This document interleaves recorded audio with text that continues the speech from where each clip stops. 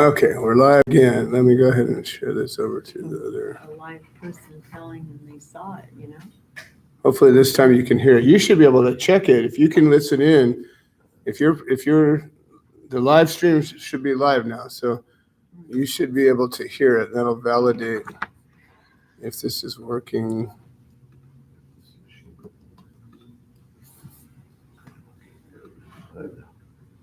Can you hear? Testing 1, 2, 3. Can you hear me? Yeah, I'm here. All right, cool. Now you have to. All right, now you just got to turn your sound off, and then we'll be good. Otherwise we'll loop it. Yeah. Oh, perfect.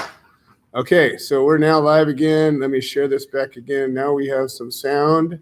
Apologized before, but John's got some riveting stories. He's telling us about it, about living in Vietnam and during the Vietnam War and the reality. You know, people talk about communism like, oh, we need that, and they're not getting the reality of that word in American in world history as we are and as it's been, and he's experienced what this is like, these tyrants that have come and you know, taken humanity to a place where it can't survive. And but he escaped. He's a refugee, and he's telling us some of his stories about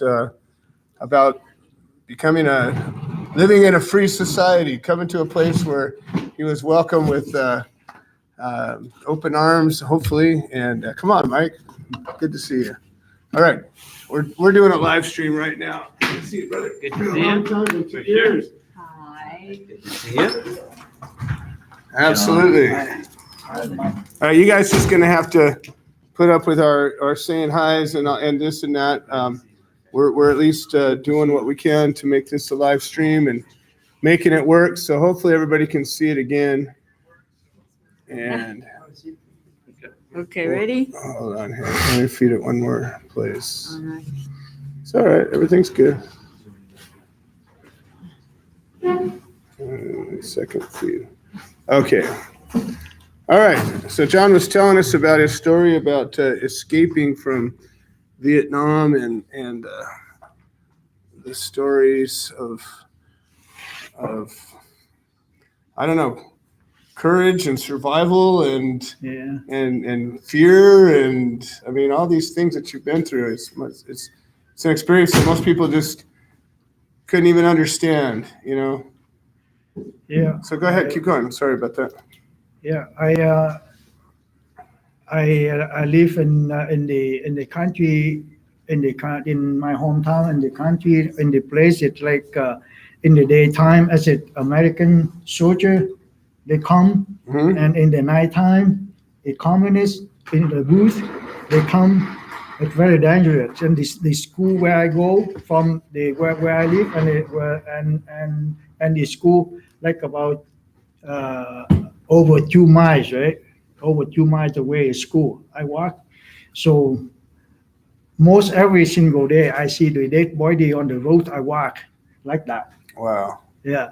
On those years, like 62 to 66, 60, yeah, like that. So a lot of people, they kill each other on that time. So we look like get used to it. No more scared. Before scared, and after So you got used to seeing people killed. Seeing people killed like that. Wow. Yeah. Well, horrible thing to get used to. Can't even. I mean, it doesn't even register. Yeah. How do you even process So that? who is killing them? The soldiers were killing each. The Like American soldiers were killing. The communist soldiers were killing. Everybody was killing. Yeah. It was. And they kill on that time. They kill each other. You don't know who's it enemy or who is like. Just they like on American side, they see you. They say you're a communist. They can kill you. Or the communists can come to knock the door in the nighttime and get you out and say you are working for American, and they can kill you like that. They do it like. And you got used to that. That became normal. Yeah. Oh, jeez. Sometimes, yeah. You know, when we sleep, when we sleep, on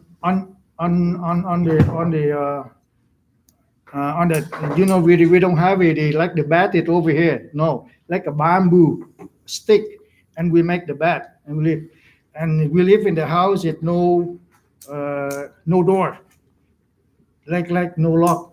They can walk by and they can see you like that. Yeah. On that time I live it like that, and then they after 1975 the communists took over Vietnam, and then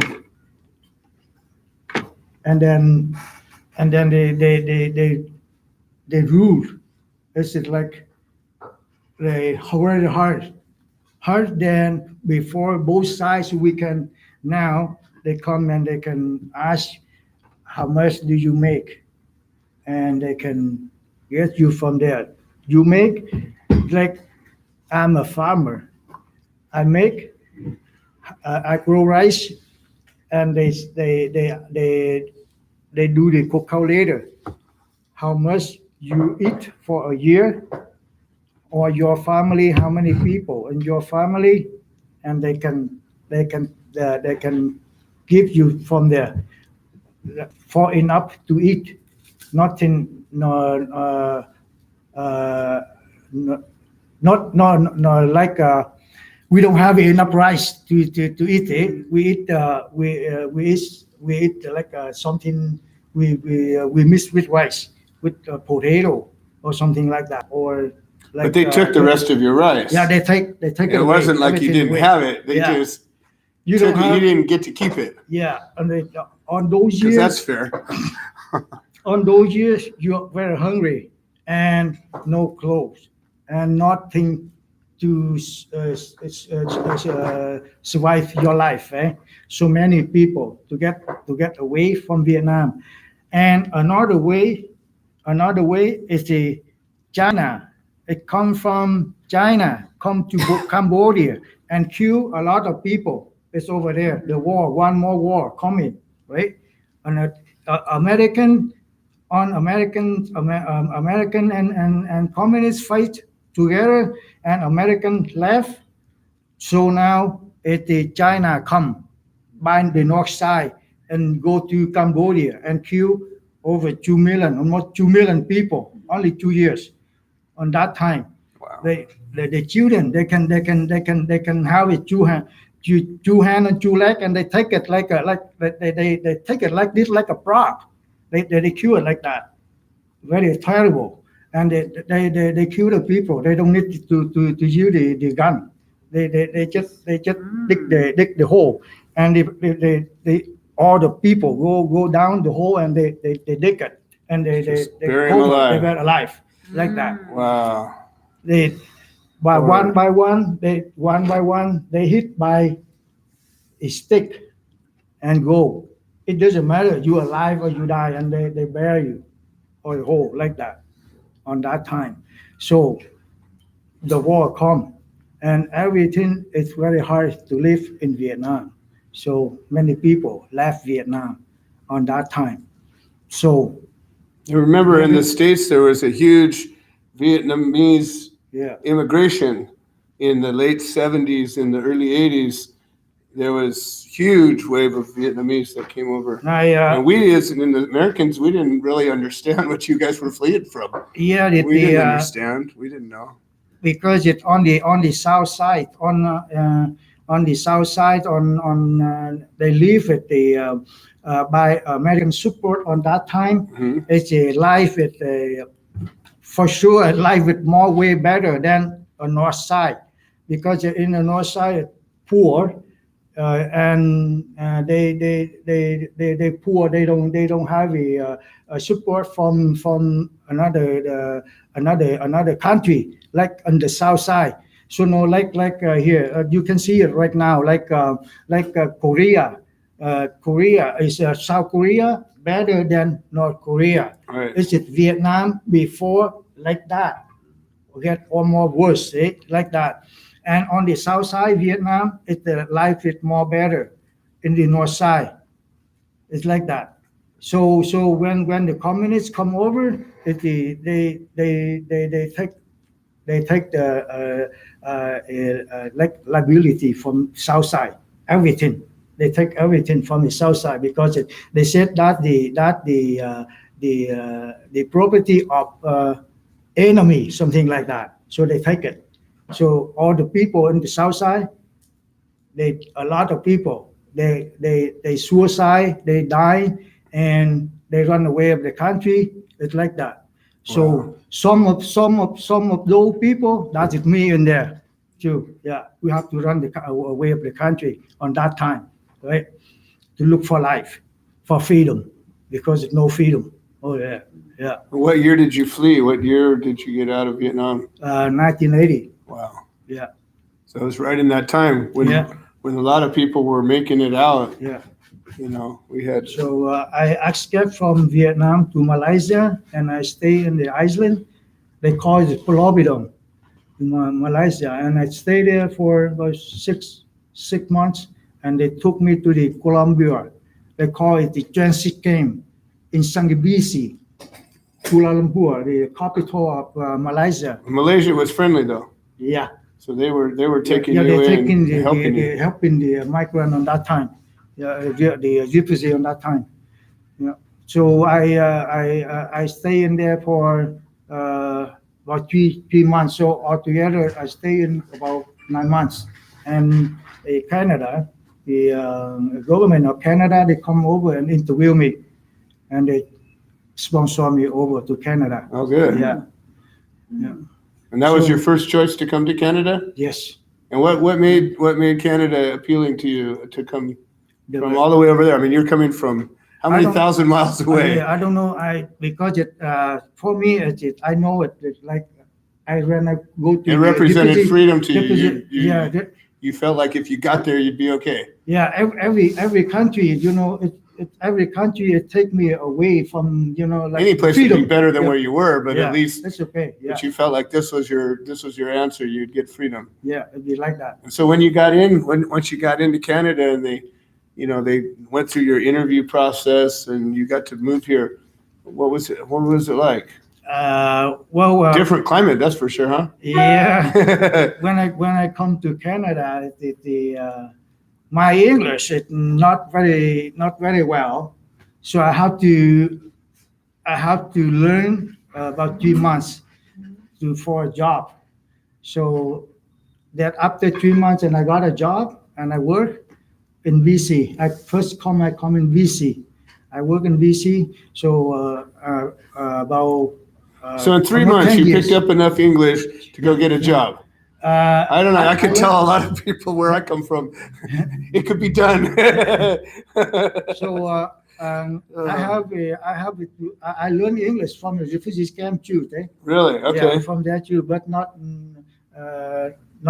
very much. Can talk okay, just a little bit. When I go to Vancouver and I have another 3 months for training, language to get a job, and I have a job. I work for the first job I got in Canada is called the Gym Light company doing cutting classes. Okay. So on that time I'm doing a glazing class for doors and window. Okay. Yeah, I'm working for 7 years on that. Good work. Good trade. I mean, working with your hands, making some money. It's probably more opportunity there than you ever had back in Vietnam. Well, so now back, why I'm on director of healthcare medical marijuana. Here, I come to Canada. When I escaped from Vietnam, I have about 70 seats on my pocket. Smuggler, this man. Yes. And then it's all right. I'm a smuggler too. That's it, my medicine. Always I have it. Yeah. So I smuggle things to Canada. I have it on my pocket for 70 seats. I give it in mind. So when I come to Canada, I try. Just kidding, Canada. Yeah. No, for me, I said what I'm doing. Yeah. The government of Canada interviewed me. They asking me, okay, so when you go to Canada, what do you do in Canada? So I say, okay, whatever the government Canada, have a work there, I can work. But my job is a farmer because I am a rice grower and grow vegetable, and I'm a farmer. So the people, the lady, she interviewed me. I still remember her name. She came from Montreal. Her name is Eva Rudy. Uh-huh. That's about how many years? 37 years Wow, now. yeah. That lady, I remember her, Eva Rudy. She the High Commissioner from Canada. She is the one. Congratulations, we accept you to be. All right. Yeah, That like must have been That's a good the lady, day. yes. Yeah, A big day. yeah. Defining moment, we call it. So that lady, when I come to Canada until today, I couldn't find her. I Oh, don't really? know. But you looked for her. Yeah. Yeah. Say thank you, say hi, Right, and say right. I appreciate. Yeah. Huh. On that time, I don't speak much English. She wanted me to go to Quebec, to Montreal, but I said that I have a friend in Vancouver, and she said, okay, I can let you go to Vancouver with your friend. Yeah, like that. Yeah, that lady. Good to have friends. Okay, yeah, So and yeah. when he got and- locked up, when did So that that wait, start? no. So with those seeds though, they didn't find those seeds. Oh, no, they don't find it because I keep it, at the end. You're good at hiding. Yeah, That's I good. keep it very, very, very secret. That's I good. don't- yeah, Good idea. That is my medicine, my life, because of that I cannot lose that. But in my life, the first time I don't have a medicine in almost 2 years. It's my sick neck must come back. You see my hand? My hand is good now. So now I try to fix myself now. Okay, now like this now.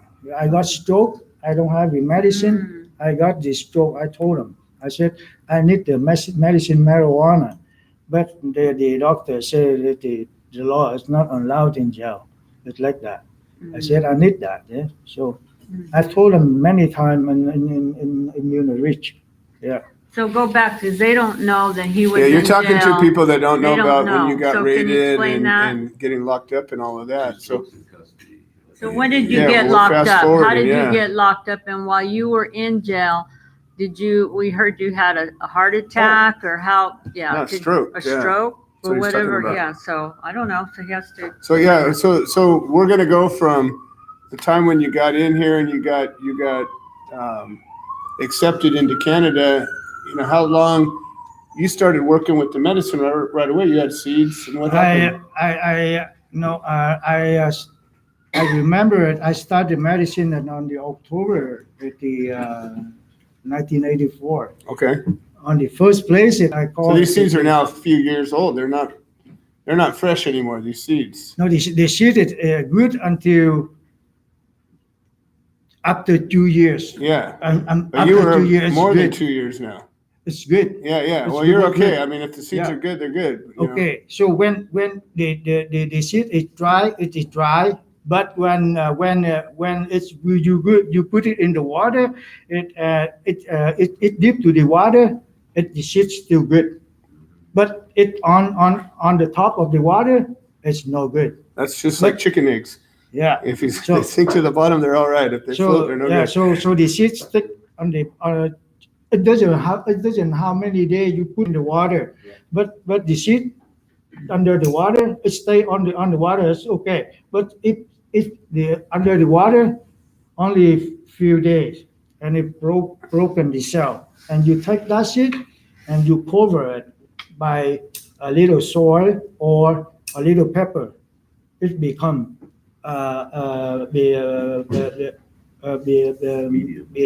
it could come up, eh? And after that, put in the soil, deep soil, soft soil, it makes strong, like that. Yeah. Okay, so also what we kind of want to know from the group, because we're a civil rights group, right? The Human Solution. And so what we fight for is people like you that were been in prison, in jail. No, don't do that. So, which was it right that they did that and they locked you up? That's what we're trying to end prohibition. So things like this won't ever happen again. So we want to tell your story, how you stayed in jail, and then through that they would not allow you to have your cannabis, your medicine, and you had a stroke. So we want to tell a little bit of the story and how you were in there and how long were you in there, and so tell us a little bit about that. Oh, you want me to tell the whole thing, like when I were a child to use or what? Or No. No. You're doing great.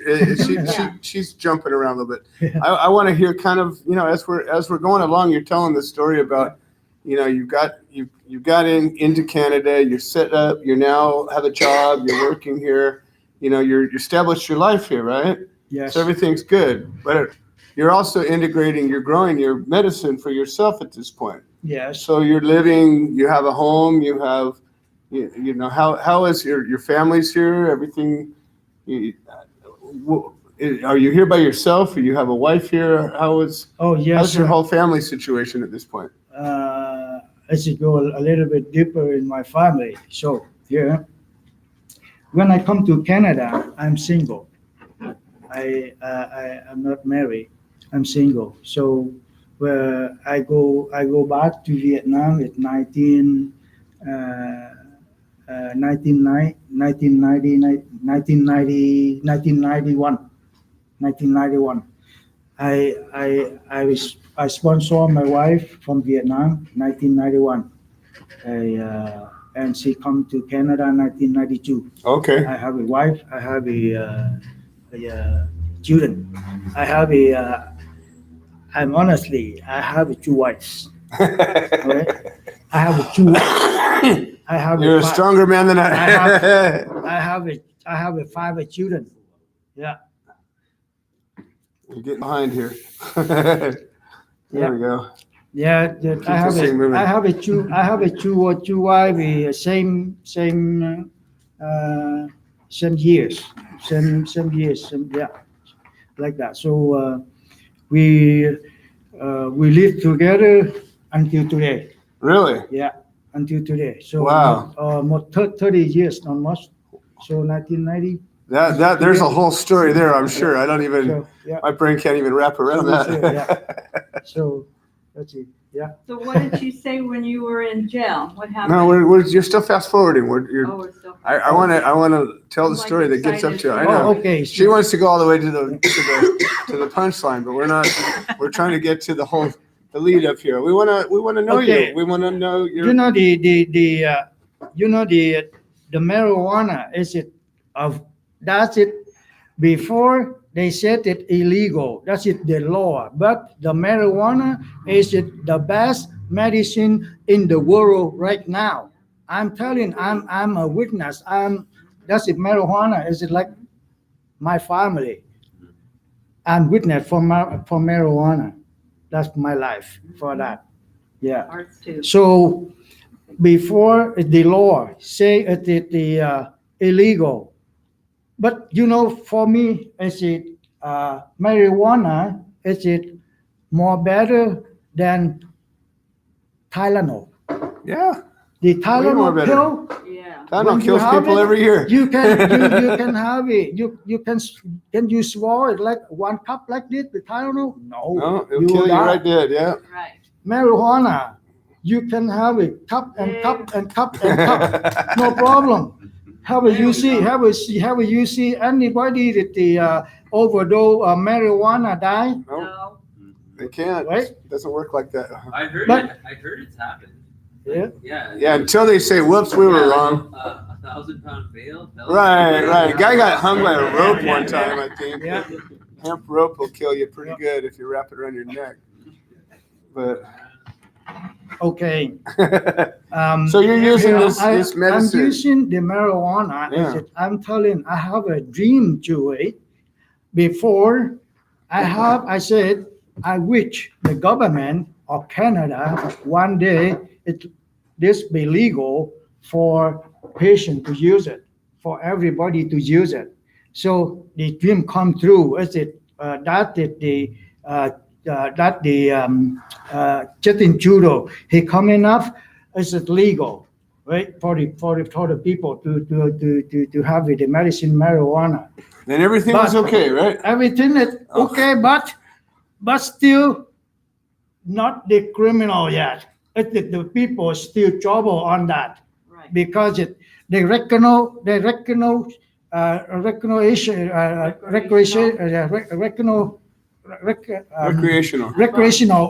marijuana to use for the people to use. If they use it 18 and up, that's not for the patient. That's for the people want to get high. You know, someone they want to get high and they go to get marijuana and they get high. They don't know anything. You use the medicine marijuana. You have to know medicine marijuana. How important? Because this gift from God. This time, this is not that is no medicine to replace this yet in this world right now. Nope. So we haven't even figured out all that can do. So the people should cooperate it with medical for patient to use. Why? Because many patients under 8 or patient they want to use, but they cannot use because they don't have the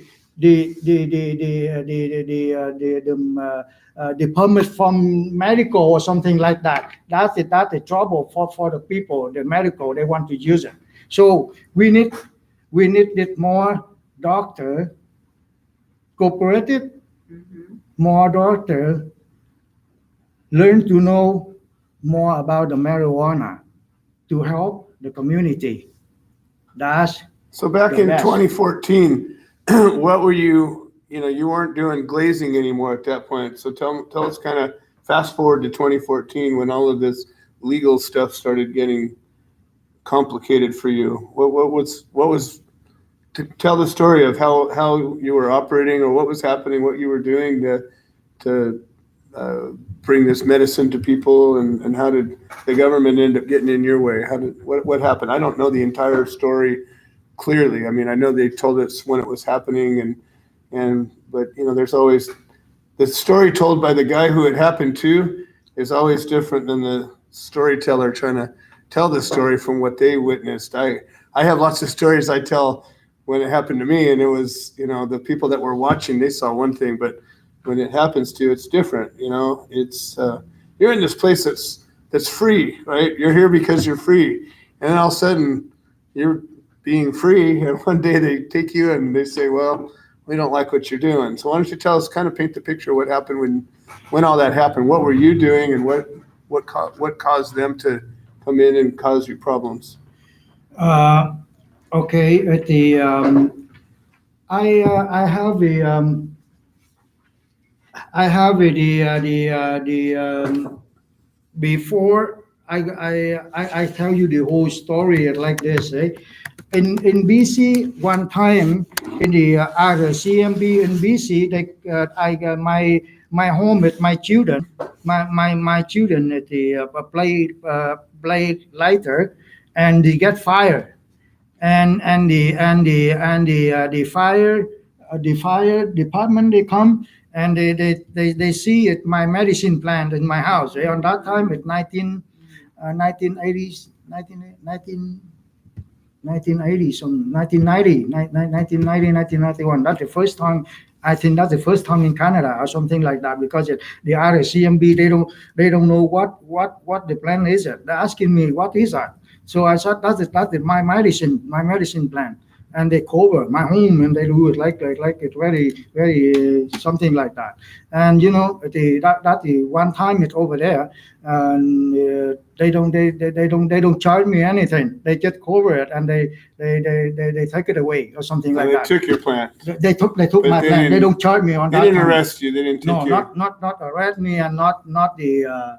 They just didn't understand it. So they don't know what they're asking me. What kind of plants is it? I said that is my medicine plant. Wow. and they took it like about 30 plants, eh? And my seed, everything is something that my seed too, they took it too, eh? On that time in BC, and one time there.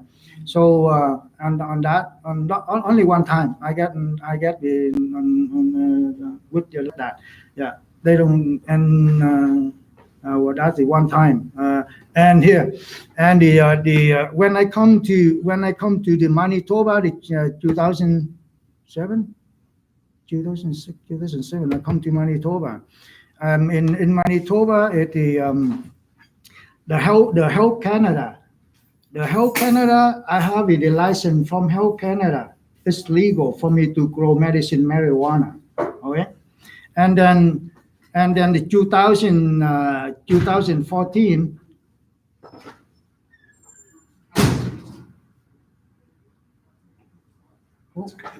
It's okay.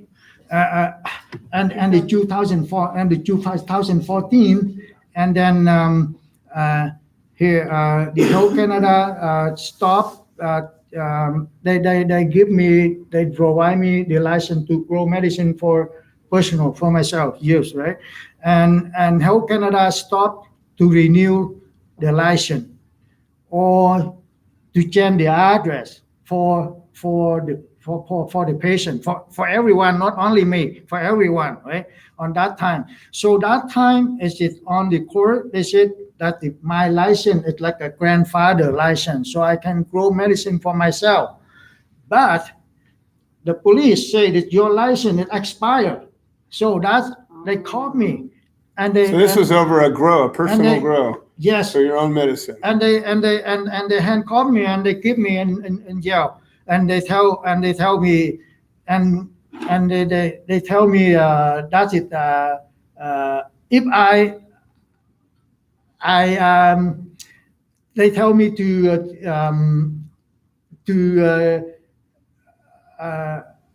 grow that, not the license expire, and grow that for the trafficking, for selling. It's like that. But I got the license over there. They tell me like that, and then they handcuff me. But when I go to court and I told to the judge, maybe sister, you can hear on that time I say I do it medical. I do it for medical. I talk to the judge. I don't speak much English, right? I say it like that. I do for medical for myself, and the police, they don't have the evidence for me trafficking or something like that. Right, yeah, they couldn't prove something you weren't doing. They don't have well, usually they can't prove what you're not doing. Sometimes they can. And they try to approve me to be guilty, and they couldn't have any evidence. And then they told me that I filed it. You not the police say that's it now that the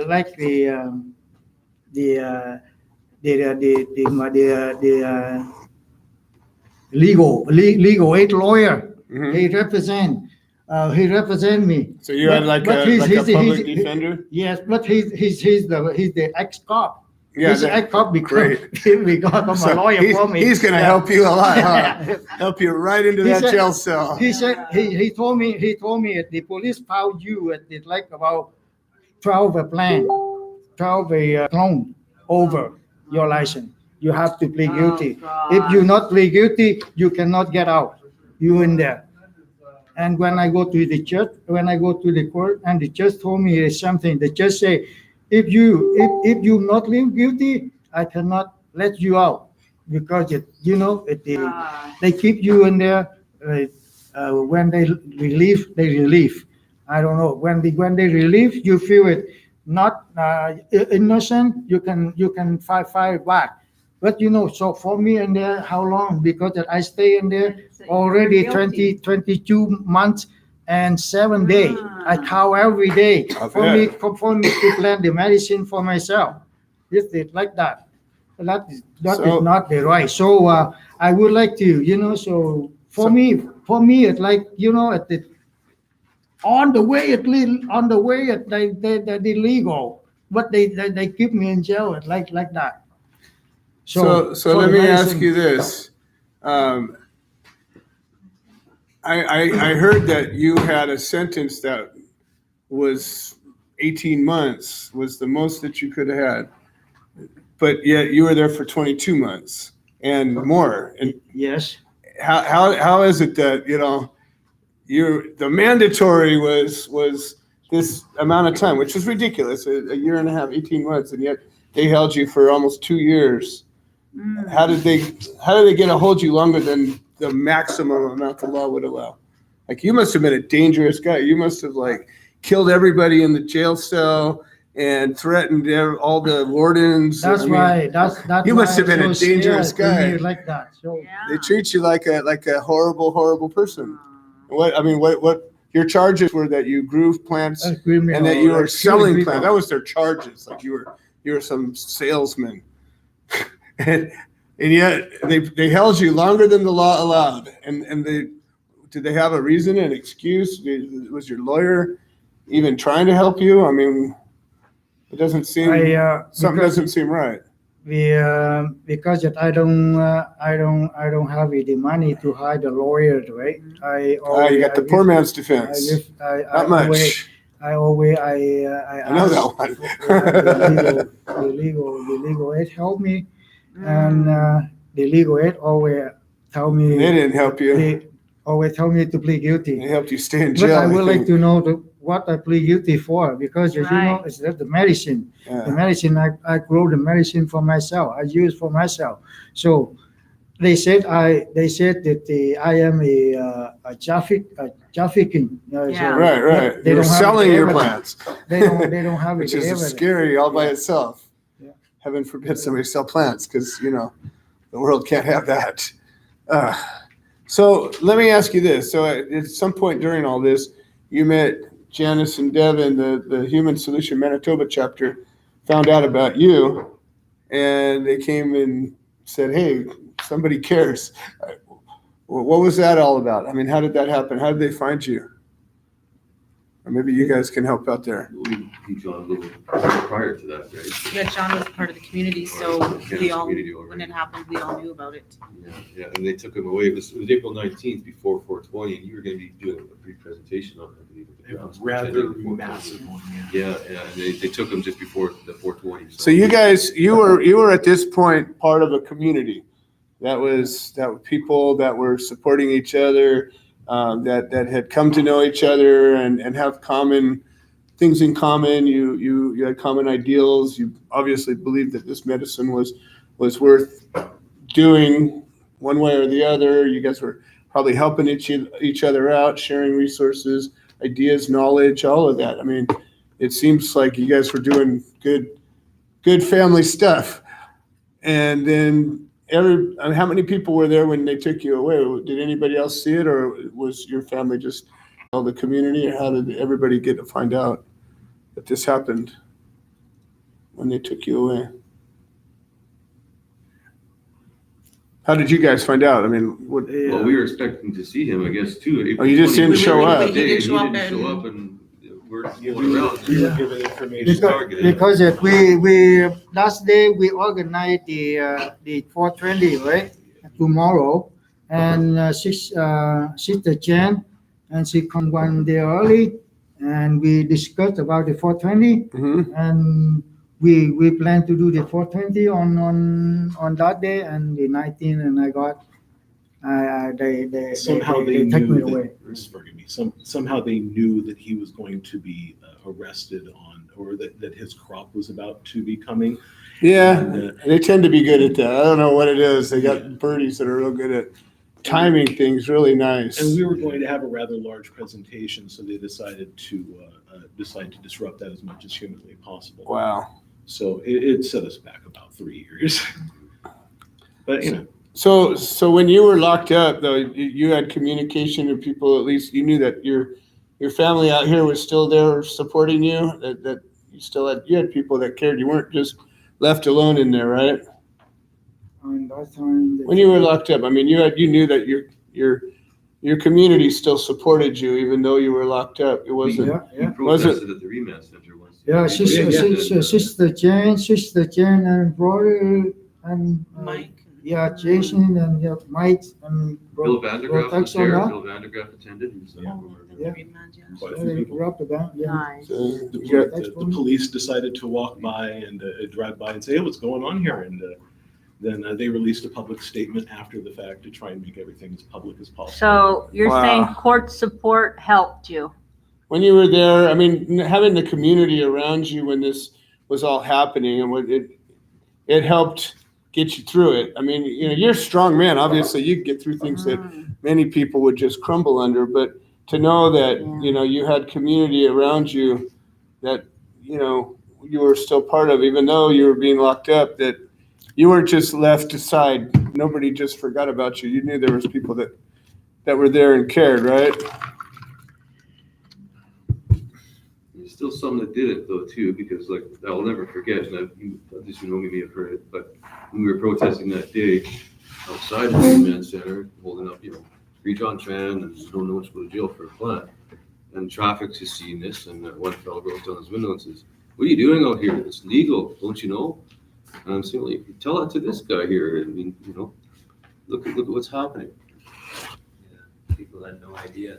People think that it was already legal, and meanwhile, John was locked away for 22 months. Mm. You know, problems with translations. You need a special translator for trial and whatnot. Oh, yeah, for that entire thing, that was actually 33 months. They decided they liked that number. 33, huh? Yeah, Special so- number. Yeah, so they wanted to, but you know, the legal limit is 18 months.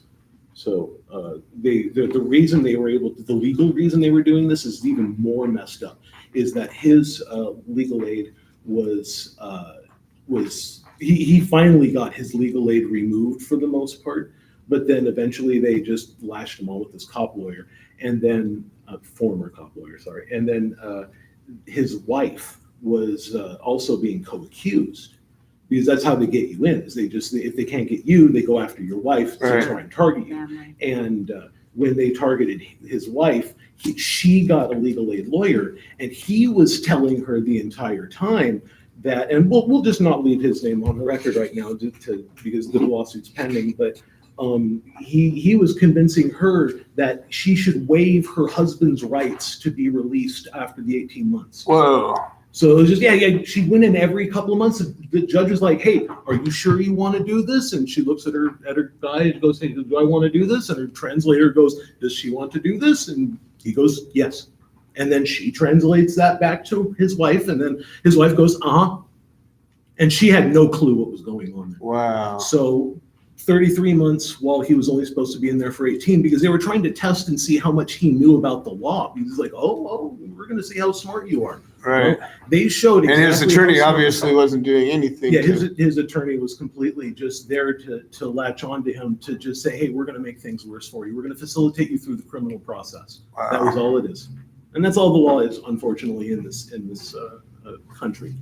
So Well, I know that we're sort of a group of like-minded people, and we really believe in liberty and freedom. And, you know, we believe that the people can change the policy. And sometimes laws don't have to be made. Sometimes society just says, you know what, we're going to look that way with this law.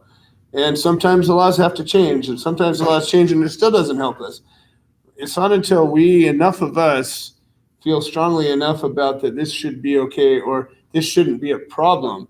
You know, there's people who have all kinds of issues with, oh, well, you shouldn't be able to have this many or that or this or that. But really, if you get down to it, how many people really have a problem with any one individual growing whatever he needs to help himself?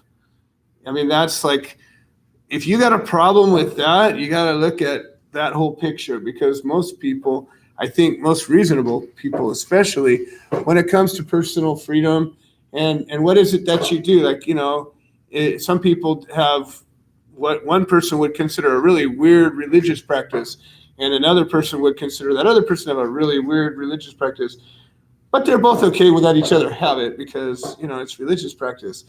And there's all kinds of examples where personal freedoms are okay because it's just your thing. But when it comes to this, for some reason or another, people feel like somehow your personal freedom, your right to, or your what you consider is your right to put medicine in your body, whatever you call medicine. Maybe you call coffee medicine.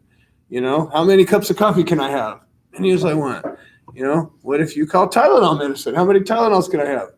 Many as I want. I could have more than I need all day long. I could even sell them to my friends and it wouldn't be a crime. And yet this plant, for some reason, has been targeted as this monster. And I always try to get my head into like, really, what's really the problem? Because, money, I get it, control, I get it, but that's like, really, what's going on here? Like, it just defies all reason and all logic. And yet most people just go right along. They're like, well, the law says, and they just don't, nobody's opening up that like glowing box. It's like, hey, wait, freedom, what about that? And when you were doing this, I'm sure you weren't doing it with an anger to the government. You're grateful to live here. You have, compared to where you were at, your system, you have a wonderful place to live. Good people, kind, wonderful. I love being here. It's just the greatest people in the world. I rave about Canadians. A beautiful place, everything about it. I love this place. And you weren't going out there being an anarchist, going, F the government, we hate you guys. You weren't out there causing problems, right? You were just living your life, growing some medicine, have a community, working with people that were like you, shared knowledge with people. You knew about plants that other people didn't know about, and you were teaching people how to grow, how to make things, how to take care of, how to find problems and fix them. You were an asset to the community. Yeah. And yet they treated you like a scary man. I just gotta wonder what the heck, For me, it always keep in my heart that I appreciate where I live, anywhere in the world. Like in Canada, I live with my life here. I certified my life for Canada. Right. Yeah, it's like that. So always in my mind, I never forget. This is the first. Yeah, this was your savior. This saved your life. Yeah. I remember the lady bring me Canada, Eva Ruti, on that time. She in Quebec, but I don't know where is she now, right? I say thank you very much. I said she bring me here to represent the government of Canada. Bring me here in Canada, and I try my best. I can pay back to Canada. I live on this land. It's a free land that I like give my life one more reborn again. It's like that. So I never forget. Canada is it for my life in here forever. So now it looks like you got out of jail, and hopefully it sounds like you got some sort of a countersuit in the works. And we don't have to get into this if you don't want to. I'm not here to pry that out of you. I know sometimes less is more when it comes to sharing your cards, but meanwhile, you're not just rolling over. You're being proactive now. That's important. A lot of times, a big part of the human solution message is that each one of us has that power, and all of us together have a lot of power. We have all the power. We could do anything we want if enough of us got together, but it takes some of us to stand up and just do the right thing. This is really right, and the community will stand behind me because I'm a valuable part of the community, and if I need to, sacrifice to put this message forward, it's worth it. And that's what I did in the United States. Same thing. I had tried to follow our laws best as I could, but I was helping people the way I knew how, and they came after me and called me a criminal and locked me up and charged me with all kinds of horrible things, worse than you. But it was essentially the same. They charged me with selling pot.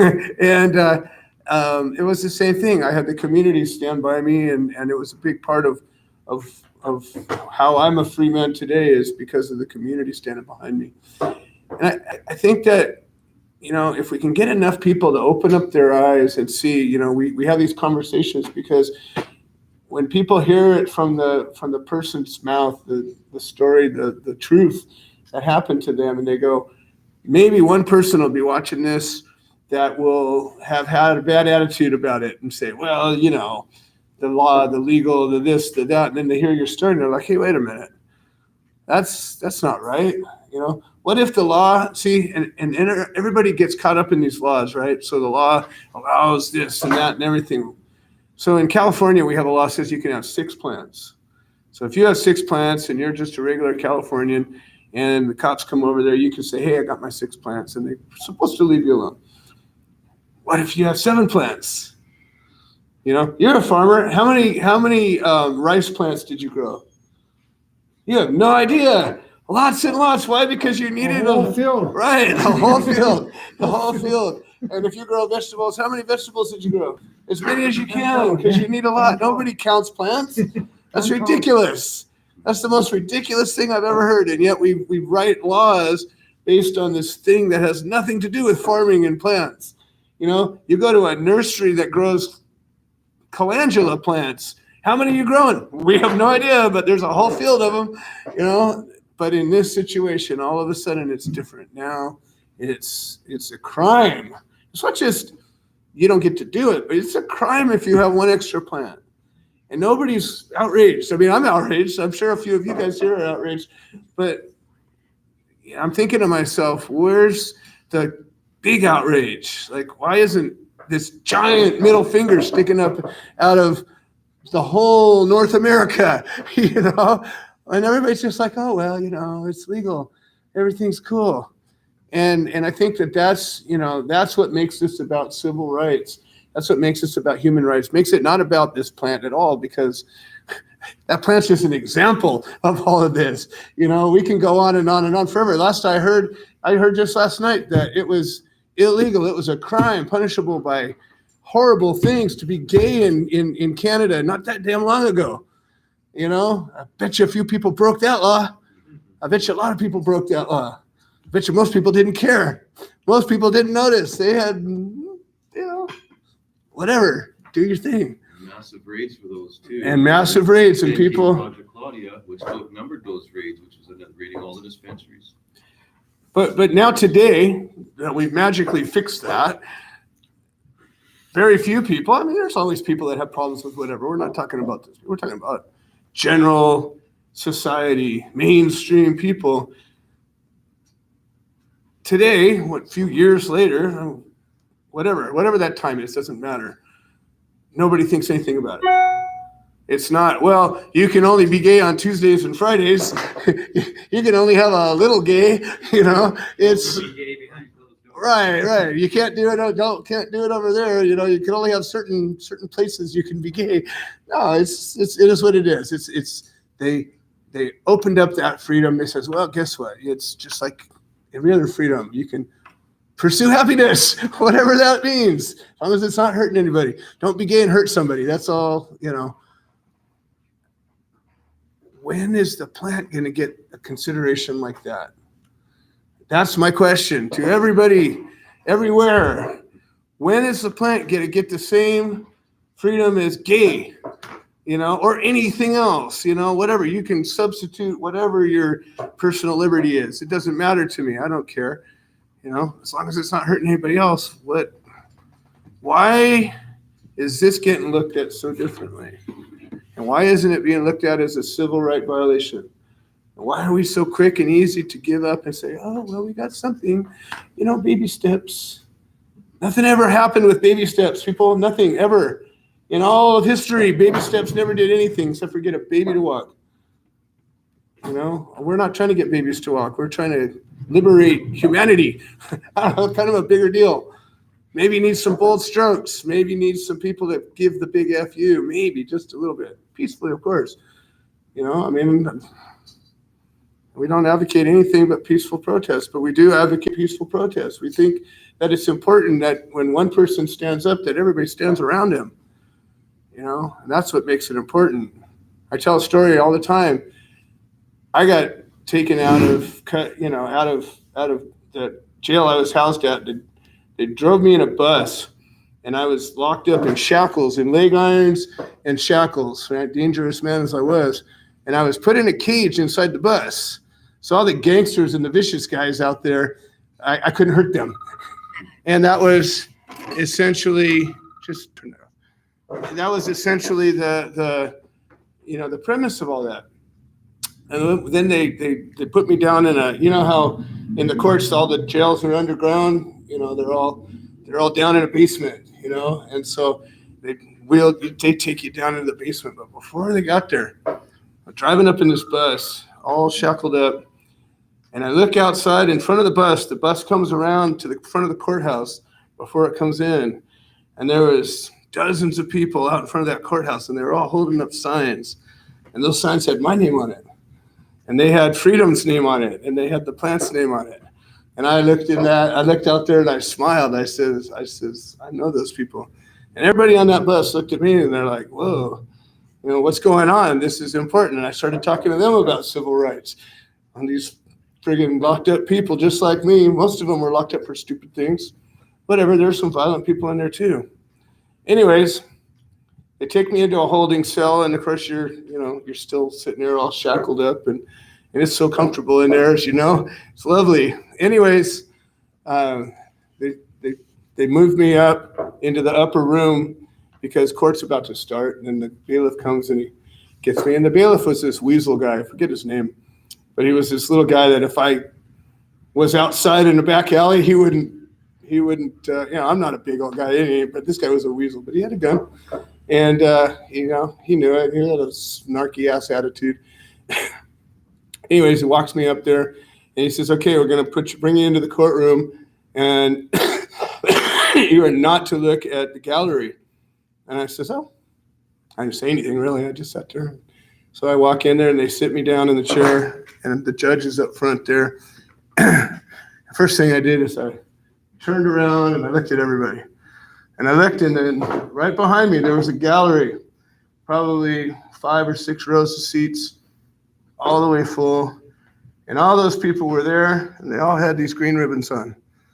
And I tell you what, from being just, you know how it is being locked up, it just takes the life out of you. You feel empty, you feel tired, you feel like, you don't have a spark. I turned around and I looked at them, and in 1 second, I got filled up with spark. And they jerked me around and they turned me back around, and I didn't care. And I was all filled up. The whole rest of the time in that hearing, the hearing lasted 5 minutes, whatever. But I walked out of that courtroom feeling better than I did when I walked in. It was because I knew those people were out there. And it was the funniest thing. The guys that were in jail, that were in court for all various different things, when they put you back in the holding cell before you go into the bus to take you back to the jail, all these guys are in there. Some of the guys were there in the morning. It's crazy in LA. These guys started talking.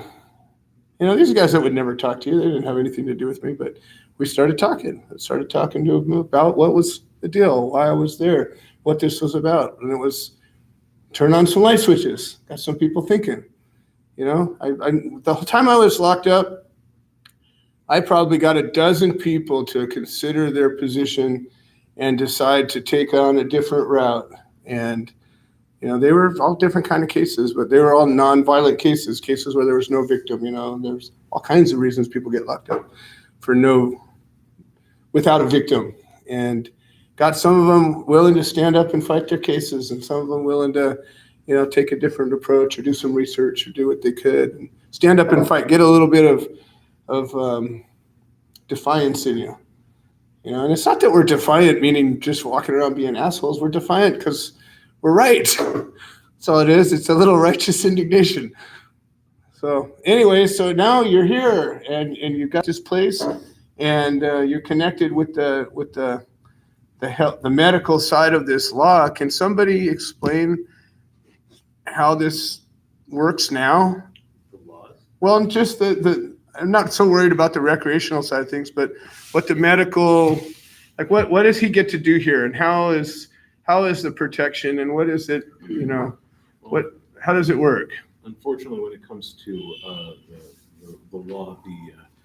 The medical side is sort of being ignored right now, for the most part. I mean, they have regulations. They've put things up there, but there's a lot of basically there should be a lawsuit right now that people should be doing a class action against the government because of the fact that they're not giving any sort of education. Health Canada has provided no education for these sort of for how to grow their plants. They're basically just said, here, you can get a couple of seeds from these licensed producers, or you can get some starter material clones from these people, and you're good.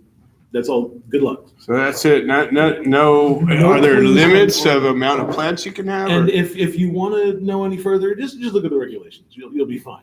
Look through the pages and pages and pages of regulations, and you'll be okay. If you navigate through the website, you'll find it eventually. Wow. So that's the Canadian bureaucracy. So that's unfortunately what we have to deal with here. Hey, So on some level though, you guys at least have a national, something. In the States, every state is standing up to our own federal government, and the federal government in the States is still saying "F you." Schedule 1, still everything's illegal. There's definitely a light at the end of the tunnel, but we're looking at a system that the government knew they were going to put in place, arguably for decades, and then they rolled out this plan that is going to entail us waiting for at least a decade, if not 2 or 3 decades, before we start getting reasonable access. The government, when they rolled this out, they didn't allow for us to have a medical dispensary. So you can apply to sell cannabis for recreational purposes in a storefront in Canada, but you cannot apply for a license to sell medical cannabis only in a storefront in Canada. That's not legal. You can't do that. How did that happen? How did we go from 20 years of a medical program that was only created on the backs of patients fighting their way through court to all of a sudden, well, now we're just going to let everybody use it and we're going to completely forget about the medical patients? The medical patients fought all this time to have storefront access, but we're actually not going to let you just open up a medical dispensary only. That wouldn't make any sense. No, we're not going to allow that. You can go ahead and sell your cannabis to medical patients, but you can't actually have just a storefront with medical access only. And the background on that is that in the courts, we've won this battle many a time that if one patient has an excess of medicine and another patient doesn't have that medicine, then they make an exchange, whether it's given or bought and sold, whatever. It comes to court and, hey, someone's trafficking, yada, yada. Well, the courts have repeatedly shot that down and said, no, they weren't trafficking. This is a case where somebody had something that was of value to another person who was sick and in need. And the courts have allowed for this time and time again. Well, that's good. So, at least there's that. Absolutely. So, and these are federal courts or provincial courts? Provincial courts, and they have come to the federal level, but it's set in stone in a couple of provinces and not all the way across the board. Okay. So it's similar on our side of things, at least on that front. Yes. It's not completely accepted. There's a very strong precedent set. So it doesn't matter where you are in Canada. If you fight this case, you absolutely will win. And I believe that the government of Canada knew this going into recreational legalization. And that is the golden reason that we're not allowed to have a medical-only dispensary. Because currently, if you want to have a recreational dispensary and sell it, each province has the control over where you're purchasing. Right. They get to control you. It's from a central location. Right. And so in Manitoba, we have the liquor and gaming control. So they have control over everything. So even a company that produces medicine or produces cannabis and sells cannabis in a storefront has to sell cannabis first to the Gaming Commission. Oh, wow. And then Whoa, I their didn't realize their that. second entity has to purchase it back. Wow. So, and this is done so that they can, in their mind, Keep track of avoid things. diversion, Yeah, right? yeah. And make sure Right. that there's You no think way. Canada, or you thought California had socialism. Yeah. This is a whole. Yeah, new- yeah, that's a whole nother level. Our state doesn't even know what to do. They're all confused. Now, if they allowed us to go ahead and have a medical only storefront, and I own that storefront and I'm running that storefront, and I just so happen to have an excess of my own personal medicine, Right. and another patient comes in and I just so happen to sell some of that medicine to them. Yeah. Well, when we wind up in court, the government already knows what's going to happen. Right. They know they are going to lose that. But they still will go through the trouble to put you through that. They would, but instead they're being proactive and making it so that people can't do this. Wow. And so, for example, on the East Coast, a fellow named Chris Entz in Halifax, he operates a medical dispensary, has for some number of years. He's been raided and thrown in jail several times. He's had charges. He's beaten the charges several times, and he was recently headed to a Supreme Court challenge in the Supreme Court of Halifax, and he was awaiting. That's a provincial Supreme Court. Provincial Supreme Court. So he was awaiting that. He had sort of an incident with a dog, and he ended up in the hospital for a couple of weeks. While he was in the hospital, his dispensary was raided. 4 people were arrested and charged. The following week, after he was released from hospital, he was due in court for the challenge, the constitutional challenge, based on previous charges.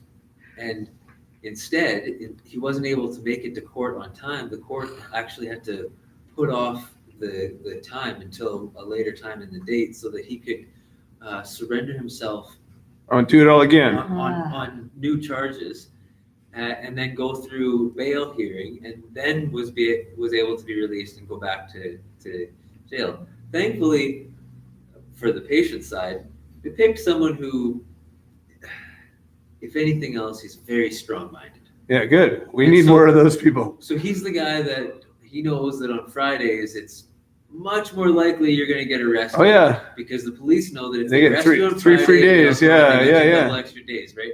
So on Friday, every single day, even in the summer, he always wears his long johns underneath of his pants. Just Make in sure that case. He's going to stay warm because he's Yeah. It's cold ass in the like jail. he's Yeah. going in there. Wow. And this is the only person I've ever heard of who actually went back to court after being released on bail to revoke his signature on the bail conditions, saying, no, put me back in jail. Wow. What you have given me, the conditions you have given me are so incredibly unreasonable. I'd rather be in jail. I'd like to speak to another bail judge and go through this again. He did. And in fact, the judge agreed that there were some unreasonable conditions and dropped some of the conditions and then released him from bail, all within one day. But he went back in and asked to be put Wow. back in jail. And you know what? Back in the 50s and the 60s, that was actually the badge of honor that people would do as just a normal course. If they asked you to do something unreasonable, people would say, fine, lock me up. And it was just, you just did that and you took your stand and you made your point, and sometimes they listened. They Yeah. didn't always listen. Sometimes they beat your ass, but sometimes they listened. You know, I've never met Chris Entz before. Yeah. I have no idea who he is as an individual. Yeah. I really don't know. Yeah. I know he's very strong-minded. Yeah. And I know that he's been working towards a goal. And that goal is seemingly to have patients access cannabis from a storefront. Yeah. And that's what he's been providing. All right. And he's going through, he went through a 2-week charter challenge while he was on bail for new charges. Now, the charter challenge that he's pressing forward with is essentially saying that with the medical cannabis program, they've neglected to have a storefront for medical patients to access their cannabis. And he's calling on the judge to strike down the laws, which would force the government's hand into allowing access for patients across the country. One man could single-handedly take down the government's whole entire legalization. Imagine if 10 people stood up and did that. Well, and the thing is that, you know, I could sit here and name off 10 people, Yeah, right, that have done that, and that's why we're here today. yeah. And actually the list, if you went just by the court dockets, the list isn't a whole lot longer than 10. Okay, It's definitely under 20 yeah, of the very key aspects. But if you look at the smaller side of things, there were a lot of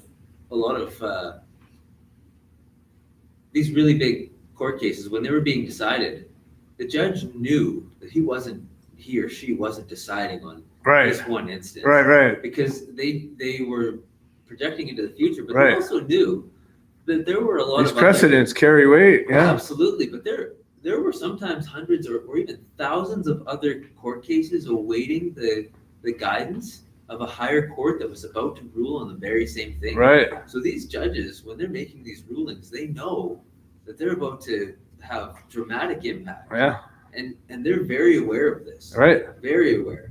And sometimes they're quite aware, but they're also keen to make that change. right.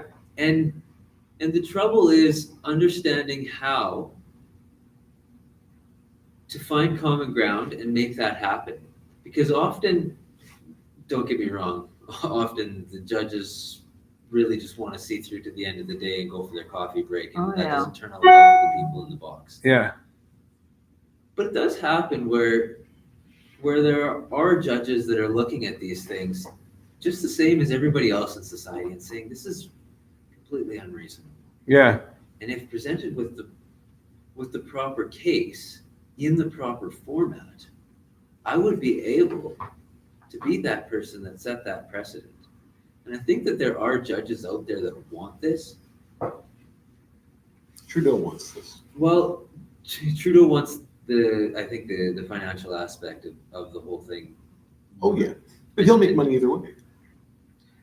Yeah, but that wasn't the point. I don't think for him, because he, as they say, being born with a silver spoon in your mouth, you don't. Almost every politician in today's current society is what we would call a free man. Yeah. Right.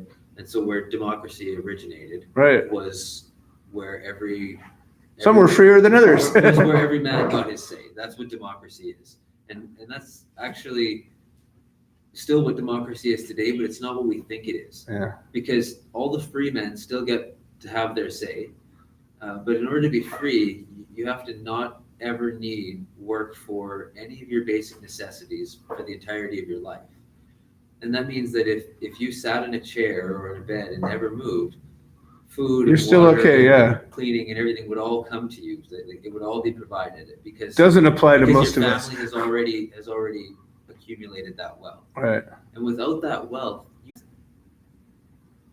likely step into a position where you can become a political leader because of the amount of time and energy that you need to devote your life to becoming this. Right. And so I don't believe really that the people that are in this are in it to make money because they need it. It's actually a power drive. Yeah, it becomes about power after a while because you already have the basics Yeah, stuff there. and unfortunately, I think the people that get drawn into it, even with the best of intentions, all get drawn into that power craze, much the same as any energy in any room. You all start to feel the same energy. Mhm. But back to the point, we have this medical program, and it kind of disintegrates as we create a legal program for recreational cannabis.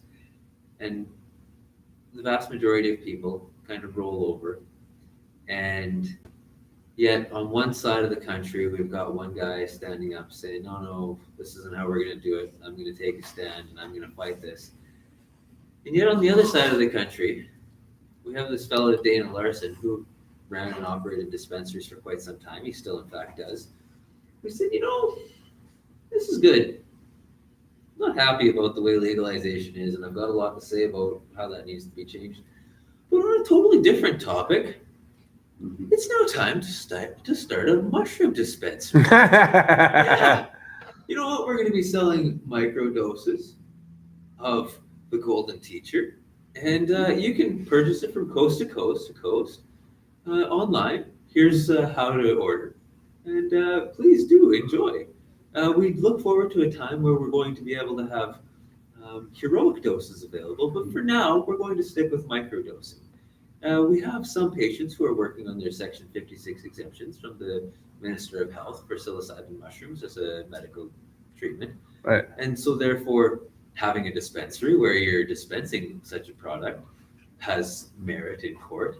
And so now it's kind of like, oh, okay, yeah, like we're already there with cannabis. We got a lot of work to do. Let's keep doing that work.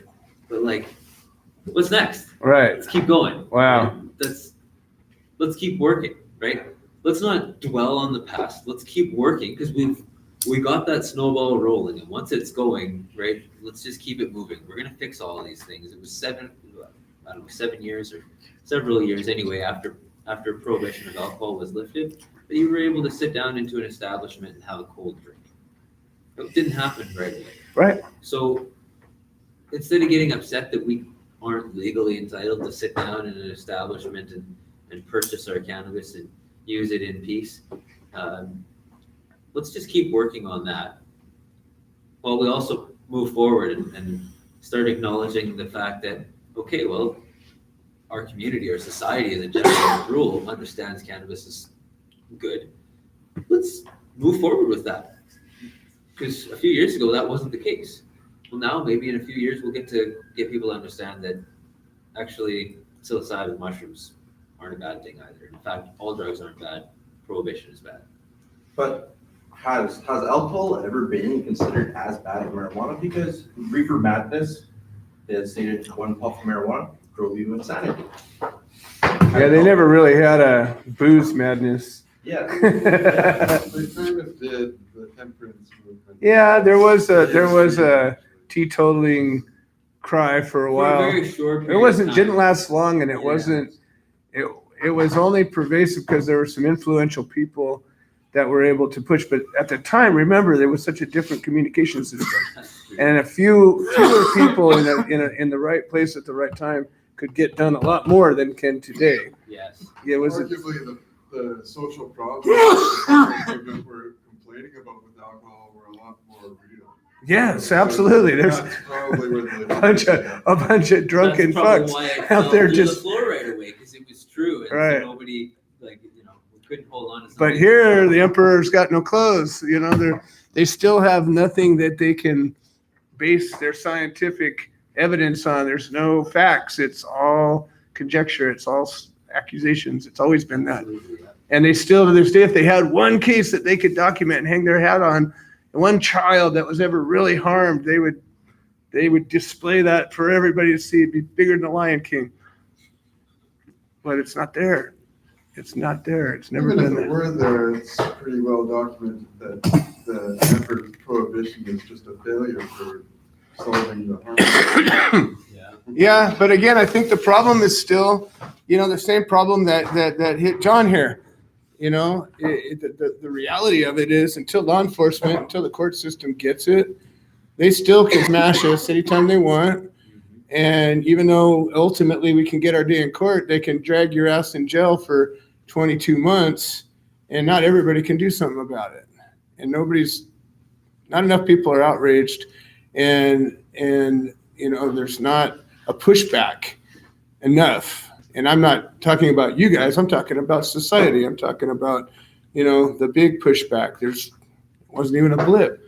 And it's the same thing happens in the States all the time. I mean, we had people in the States serving life in prison, without possibility of parole for pot. And I got one of them that I advocate for who's in solitary confinement right now because he's a diabetic, wasn't getting his medicine.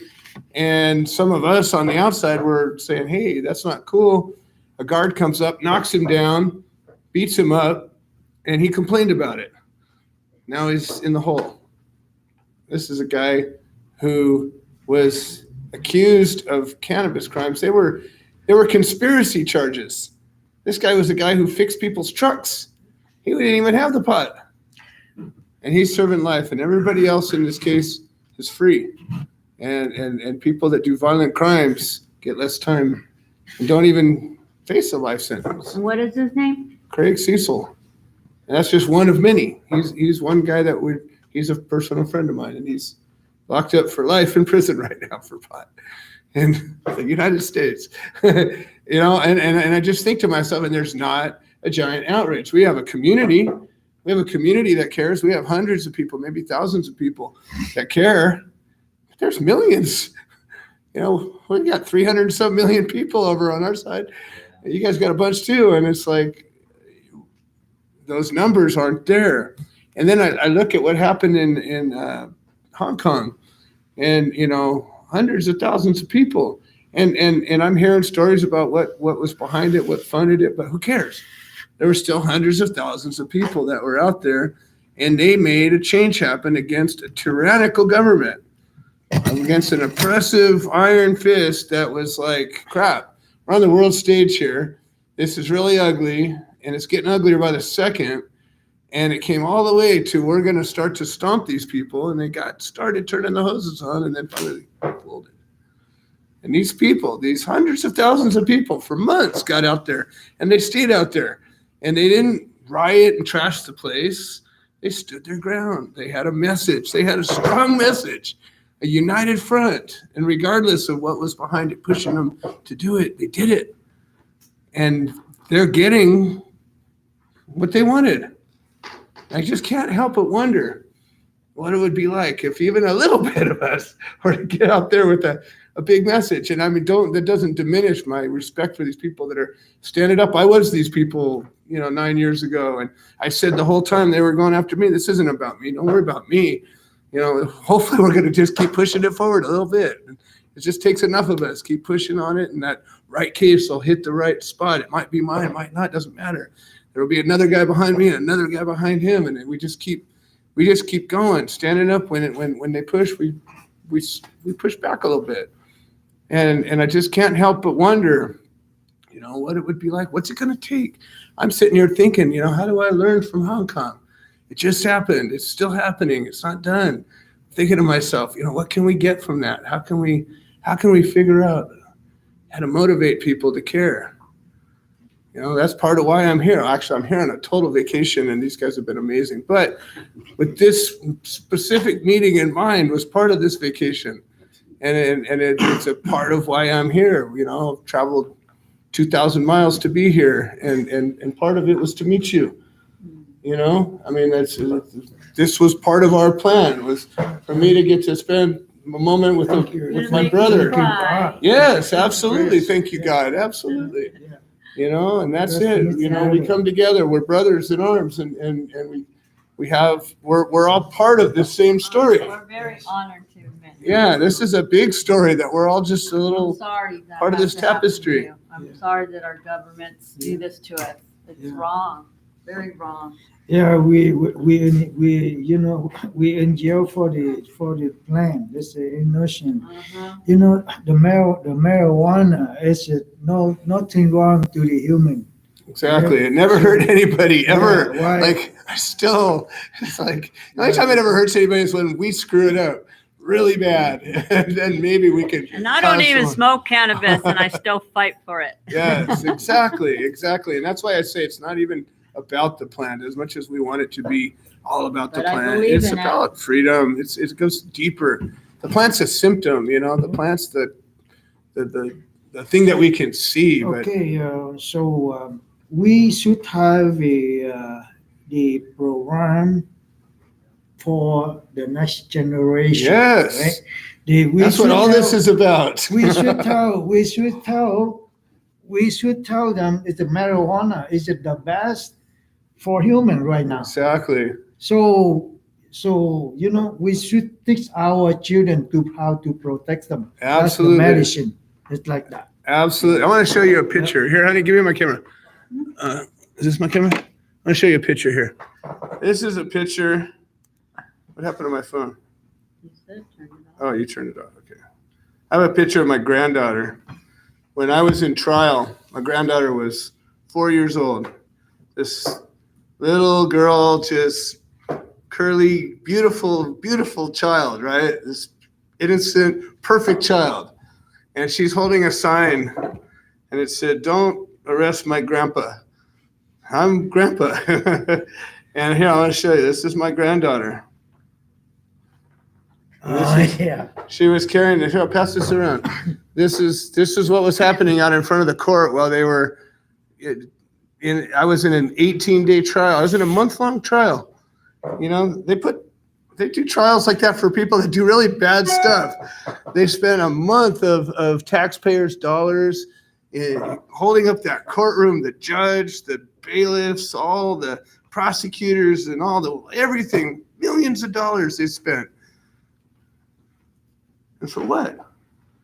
You know, what did they get? They just got to spend more money.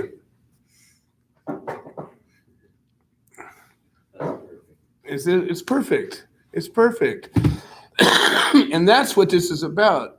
You know, I tell people all the time, people are like, well, what? When I was going through it, I had even lawyers that were activist lawyers. In California, we have some prominent activist lawyers. Here, I'm going to show you guys here. Ain't she cute? This is my little grandbaby here. And she was out there in the courthouse. And she was not the prosecutor, but when we finally got a public defender, he would not call us back. He would not call us, and we needed him to call us. And so I got my little baby or grandbaby. I said, call him up and tell him your grandpa needs him. And she said, can you please call my grandpa? And finally he called. Yeah, this was about, they violated, so in my case, it drug it for 6 years. Yeah. And they had me on, it started out as a $100,000 bail. And then they violated me and locked me up again. Then they went up to $250,000 was my bail. And I had a lady, she's actually watching us right now. And she took her retirement.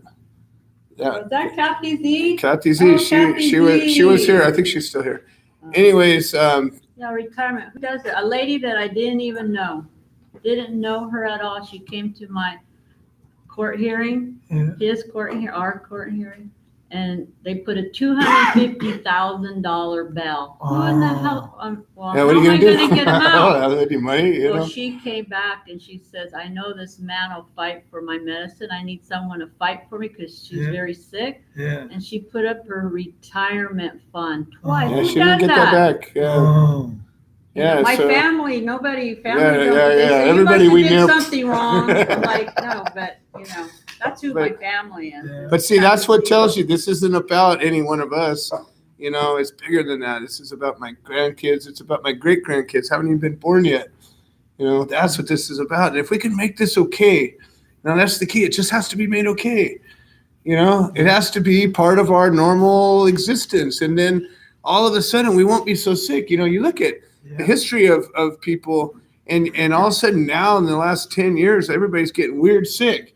Everybody gets sick, all these, and we got more drugs than we've ever had. We got more surgeries, we got more lasers, we got everything, right? Healthcare is at its amazingest place, and yet everybody's sick. And yet this plant that I've watched personally, hundreds of people get off of all these medicines. You know, 35 years I've been making cannabis medicine and getting people, you know, making it available for me and everybody else I knew. And I've watched people get off of pain meds. I've watched people get off of chemotherapy. I've watched people get off of every kind of thing you can imagine. What does that? What does that? There's not a medicine in the world that does so many different things. Seizures for you, nerve pain for you, joint pain for me, cancer for her. I mean, it's just MS for you, lupus for you. I mean, it just goes on and on. I can keep going. Yeah. And, oh, wait, side effects. Wait, let's get to it. Here's the big punchline, right? Because you go to any pharma FDA approved medicine or whatever your FDA is, I know you have one, there will be a side effect that's negative, at very least something inconvenient, possibly deadly.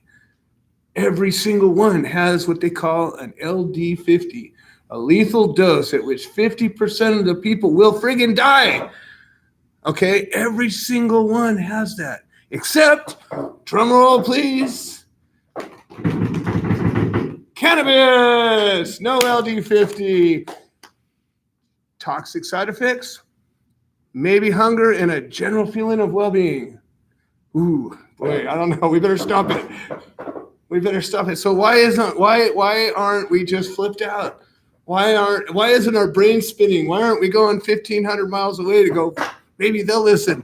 I mean, that's where I'm at with this. That's what this is all about. That's why hopefully, this ribbon here, it's a solidarity ribbon.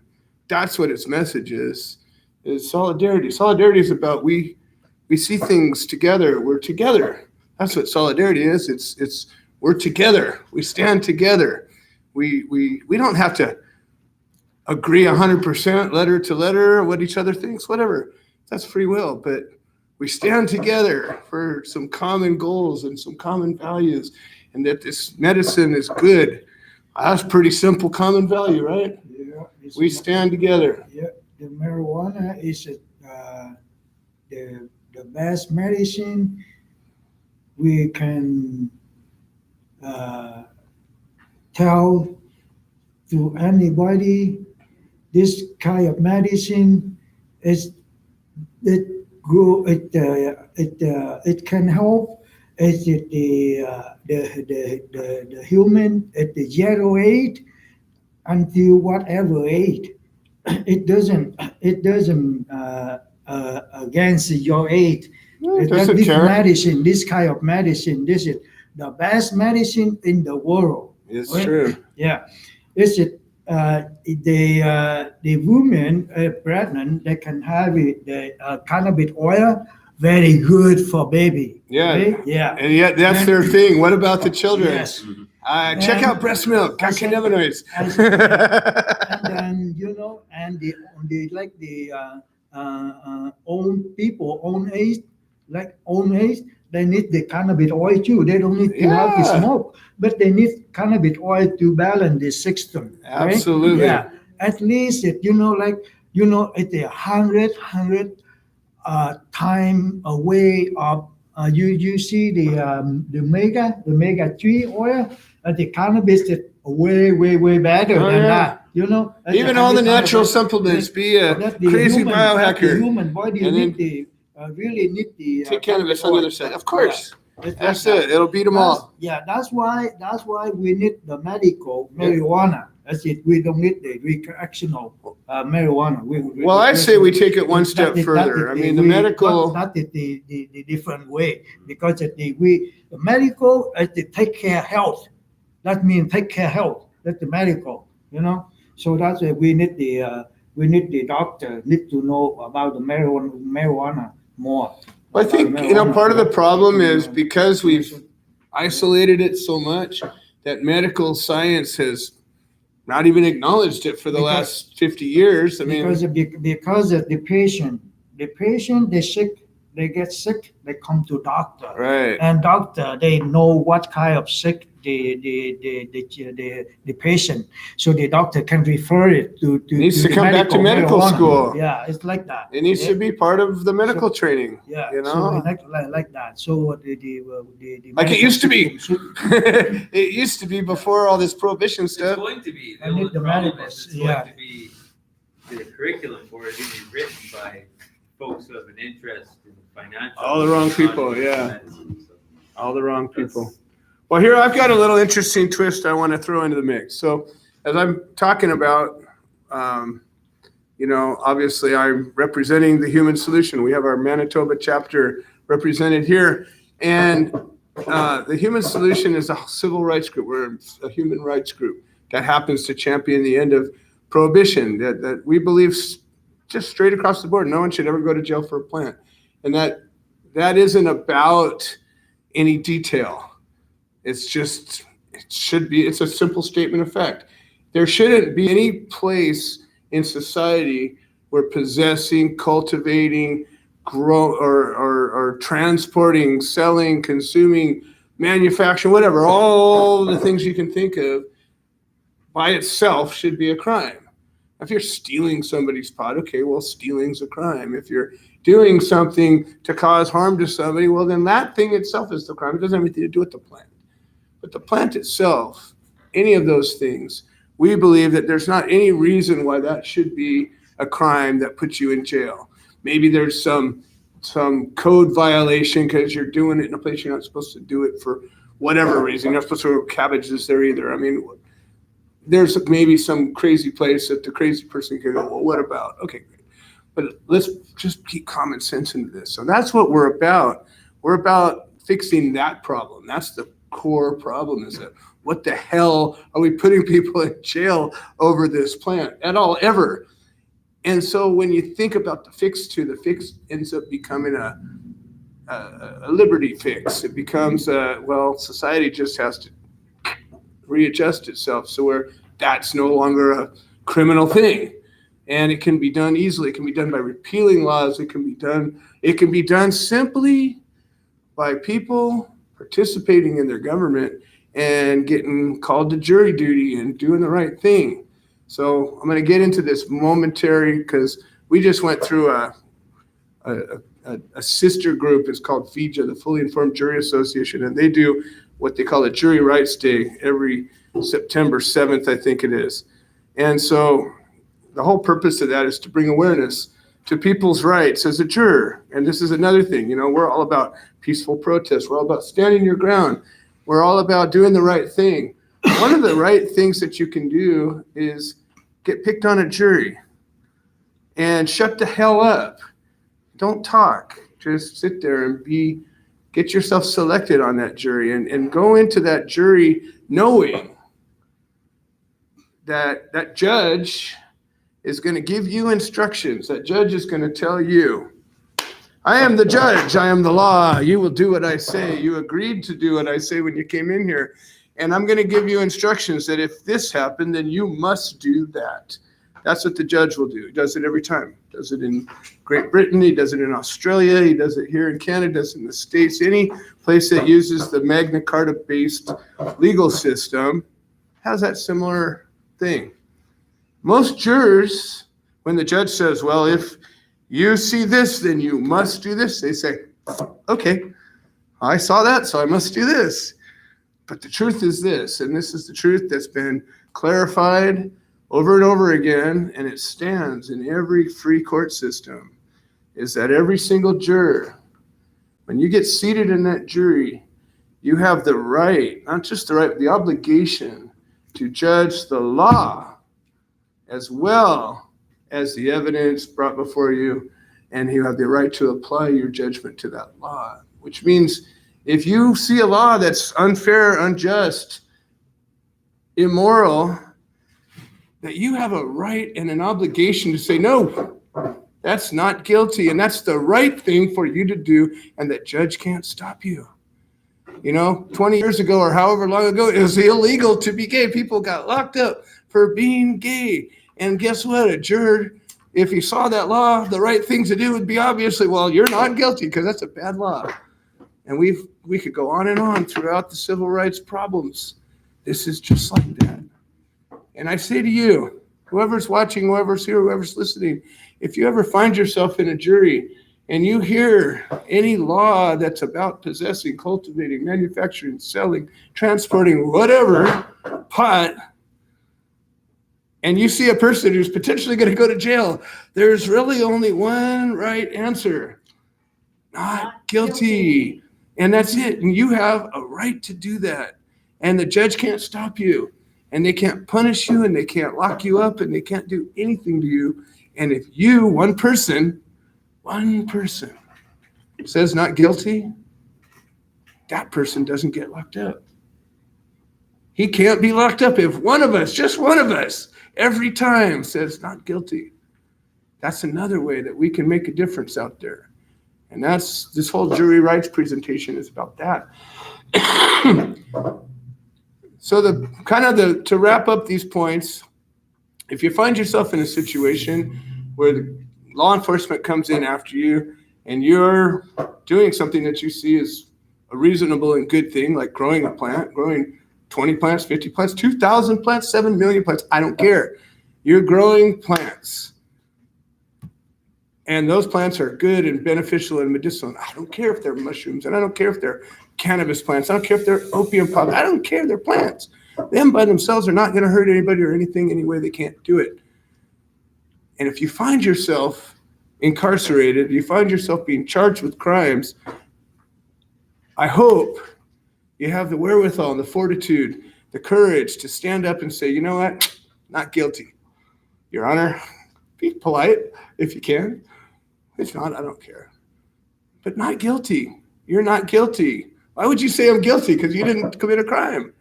Crime has to have a victim. You can't have a crime if you don't have a victim. So you're not guilty. So say it. Say it proudly. Stand up. And community, if you ever see somebody who's being charged with a crime that's not a crime, stand by them. Be there with them. Be there for them. Raise them up. I didn't take the plea guilty. They advised me to take the plea guilty, right? I didn't. Yeah, they forced me. They say, if you don't take the plea guilty, I would take your wife and your children. You're going to stay in jail. Yeah, no, and I understand that they do that, and that's why they do it, because they beat us that way. You know, the federal government's the worst. You should see what our feds do. Okay. Oh my God, they take. I think in John's case, it sort of became that they set a trap Right. for John, and he fell into it so hard that they went, whoa, hold on a second, we can't stop this from happening. Yeah. So it kept going over and over again, and Yeah. they had to keep bringing her into there to waive it. Wow. They had set this in place, and they couldn't do against it because everybody was doing their job right. Right. So it just kept going until Wow. he broke. Wow. Which is ultimately evidence of torture under Oh, United absolutely. Nations, Absolutely. human That's rights not due violation. process, okay? Right. You know, every free country, every free world state has what they call due process. You know, as a citizen, you're entitled to these certain things. Like, we all get it just because we're For here. me, here, brother, You get it too. Yeah, here, brother and sister. Right. I would like to tell you like this. I come to Canada. Right. That's it. My life in Canada. Right. That's it. My country. Yes. My home. If I do something bad for my home, for my life, Right. that's it. I kill my life. Right. That's Why it. would you do That's that? it. Yeah. Why I do that to my home, Right. to my life. Yeah. Okay, that is Canada. I live in here. Okay, I bring the seed to Canada. I know You made Canada a that's better illegal. place. I bring the seed, but I know that seed that can heal, help me. I can witness this later Right. for the Lord. It's like that too, eh? Because it's my sickness. I got it away from this, so that's it. I can witness that. So I bring the seed. I hope that one day I can make something back to fit back to Canada. That's it. I bring the seed to Canada. Right, It's right. like that. So okay, here, brother and sister, look that side it over there. That side it here. The logo. Yeah, the logo. That logo. The logo here. This logo. That logo. That's it. Meaning. That's it. When you go on the Facebook, you see a Jon Tran. This logo. That's it. Me. That's it for the marijuana. That's it. Me. Okay. This is the for direction, and for direction is it meaning for the marijuana. This healthy marijuana, healthy first, and then education. Okay, education, economic, and protected. I mean, yeah, take care of. Yes, that's the next generation right here. Beautiful. Okay, so this all meaning. So right now we already have a health. Everybody right now who know marijuana, that people know health. This is over here already. So now we got this now. So all the world know this is health. So now we should have the education. Next step. The education is over here. No economy. The people right now is very fast on the economics on the marijuana. No, that's wrong. the marijuana, not only the money place. If you think that money, you turn the community upside down. Have to be go like this: health, education, economic, and protected. That's right here. Okay, so now we should have the education on this first. Okay, health, let's go to the medical system and everything, health. And education, go to education, just the system, everything. Economists go to banking and everything, the system, economy. That's it, protected on the security. Protected security, community security, yeah, like that. That's I like it. On over here. I like The it. colors too around it, they're red and yellow, black and white, don't they? They symbolize the people, right? All the people. Oh, here at the meaning, I tell you the meaning on around the circle here is it the marijuana is go to all nationality, not only one nation. This is all color. This is all color. Is it all the world? It's marijuana. Every it doesn't people. go every people. This means yes, every people. Here too. This is the moon and the sun. This means it's no night or day. Right. Because Covers the the whole night world. you can see.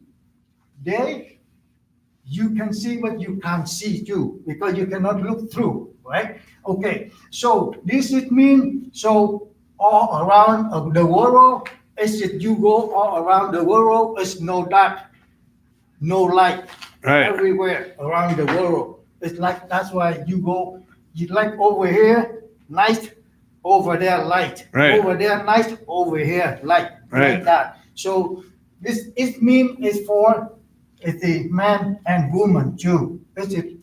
Every later on is it on the marijuana. A lot of things we could talk, and this is soul spirit of the human. They die innocent in the marijuana. A million of patients die about the marijuana, Sure. innocent in jail or killing each other about Right. marijuana. We have to always pray to those spirit, those souls. The Beautiful. marijuana. Yeah. Beautiful. Yeah. All right, John. Well, I think that I just wanted to cover all these things. I think that we've covered a whole lot of ground here, and I think we're going to close this podcast down. Is there anything anybody wants to add to it? I think we've covered a lot of ground. This was a great meeting. I think we've. Can we talk about some really weird, controversial topics that about cannabis that some people might disagree with? Sure, we love disagreements. All right. Well, there's a legal theory that could be posited right now that cannabis has been decriminalized in Canada since 2007. R.V. Parker basically said, hey, look, there's no proper medical access for these guys, so it's all decriminalized because you guys were too stupid to deal with it. And they gave them 6 months to be able to deal with it, and they went over that. So at that point, they went, we're real sorry, and they put in the MMAR, and then that got declared unconstitutional, or the equivalent of unconstitutional, has no force and effect.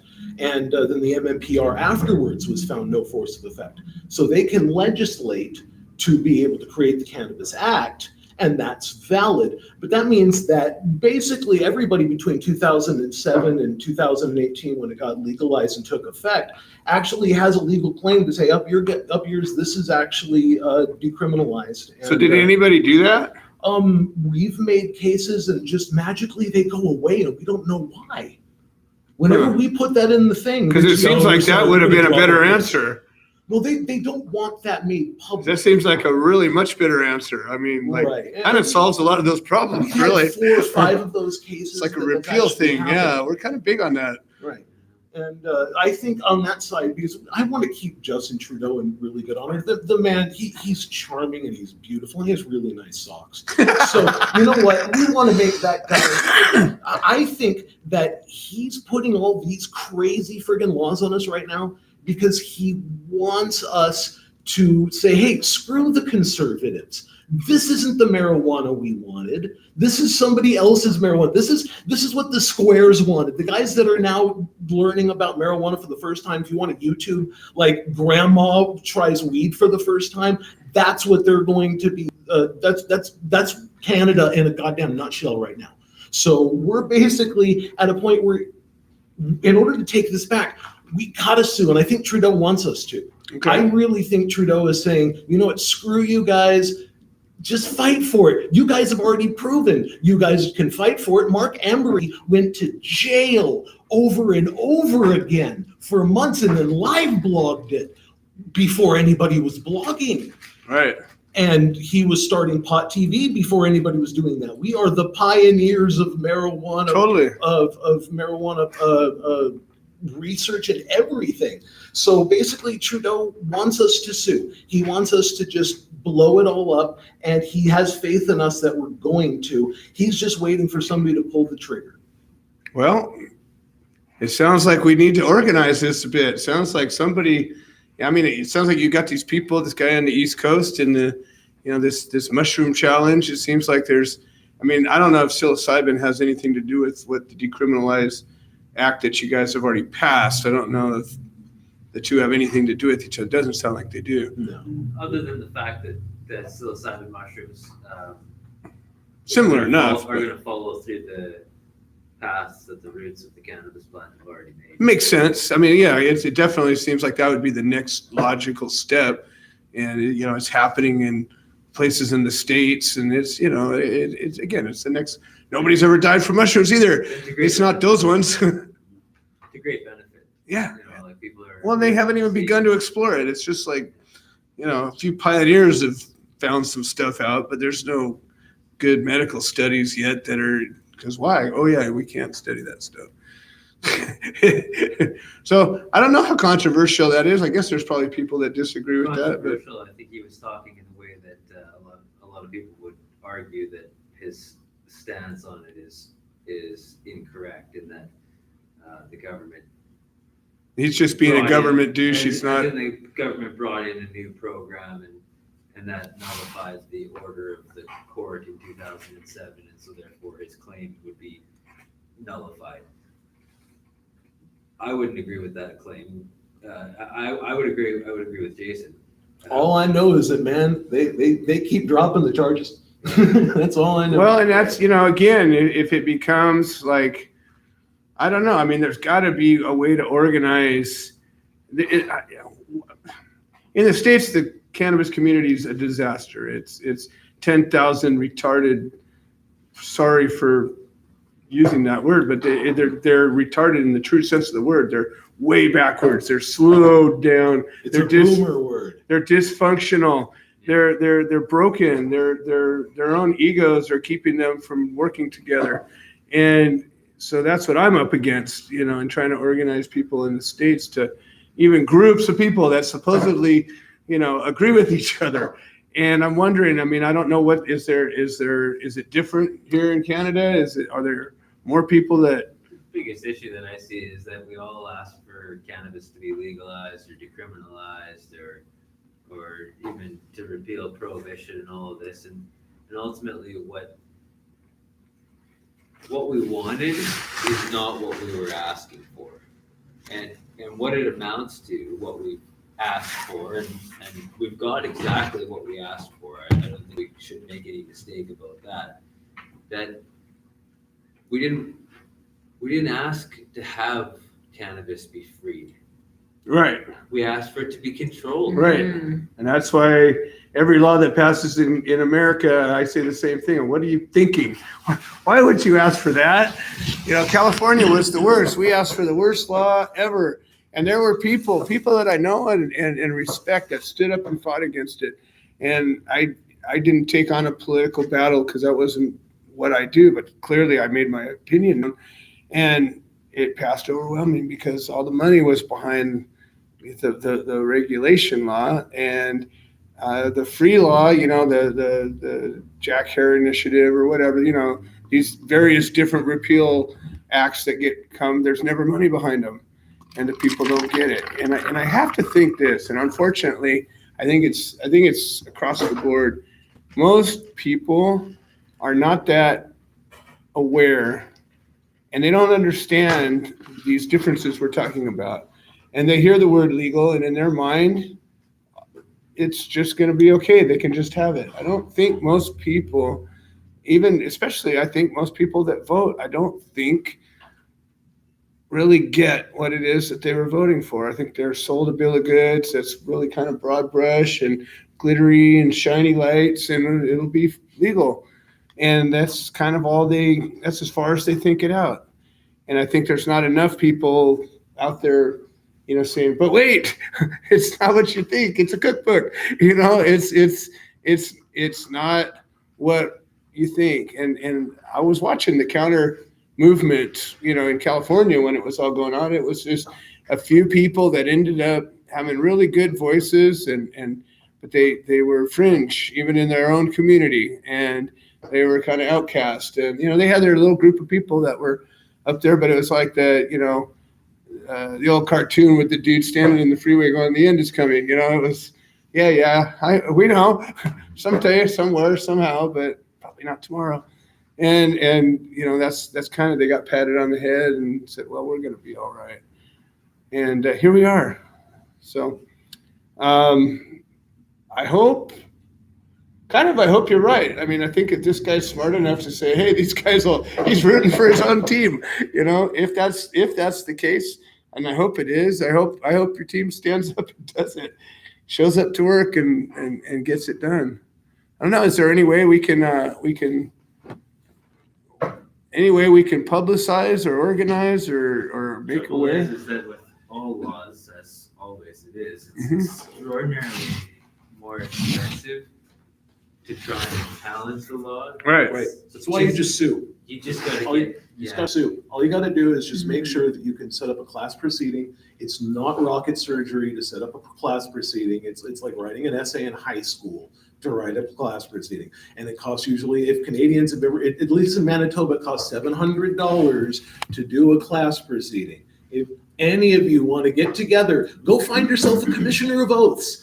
Just get them all together and just sign a document saying, hey, look, I think you guys have wronged me. You have a duty of care to me, and you have violated that duty of care. Therefore, you owe me money.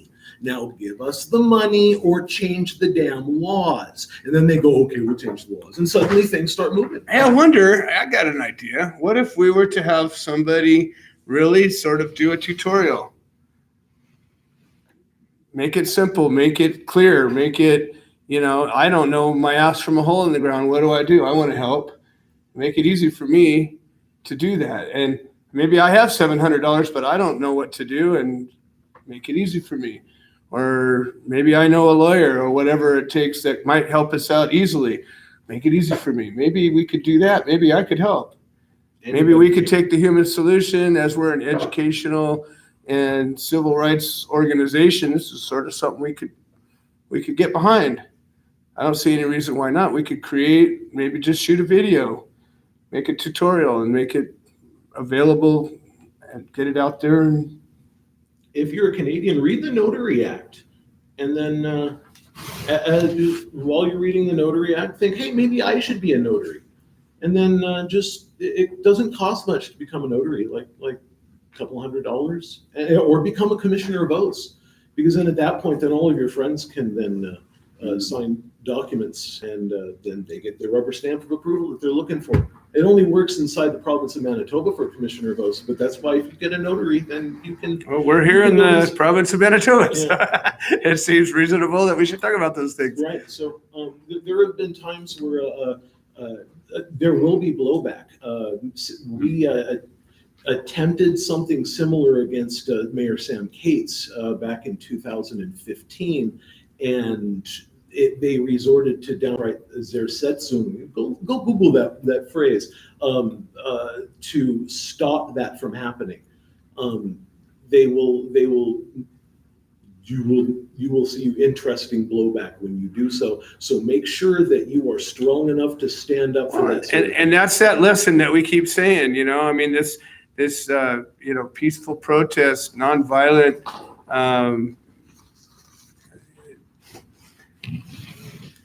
civil disobedience. But this isn't even that. This is just exercising your rights. Absolutely. This is working within the system. This is actually kind of the opposite of civil disobedience. This is civil obedience. It's affecting change within the system, Yeah. and they don't want that. Right. And, So and if we you- support that too. We support whatever's effective, as long as it's nonviolent, as long as it doesn't cause harm to anybody, we support it. And I think that's part of what this is all about, is educating people. And I'm probably going to cut this thing up and make some clips of this, or it'd be great if I could get somebody to help me cut this up and make some clips. But the truth is, it's something that these messages, you've told us some stories that have some great messages. You've shared some really valuable information that most people aren't going to sit and watch a 2-hour live stream front to back and catch it all. But if we were to clip some bits of it, that's why we have it. So it's there to be clipped. Anyways, I think that this has been a fantastic meeting. I think that we've accomplished a lot. I think that just sharing these stories and making it available, and this will be on the Human Solution YouTube channel, and everybody's welcome to take anything you want ever that we've ever done for any reason. And just one final point, we're going to be, we're organizing right now a walk across America, and it's a walk for change. And it's a civil rights march, and it's going to go from the West Coast to the East Coast. But what we're going to be doing as we're doing it is we're going to be having sort of parallel little legs, because there's only one path that we can take that goes continuously from the West Coast to the East Coast.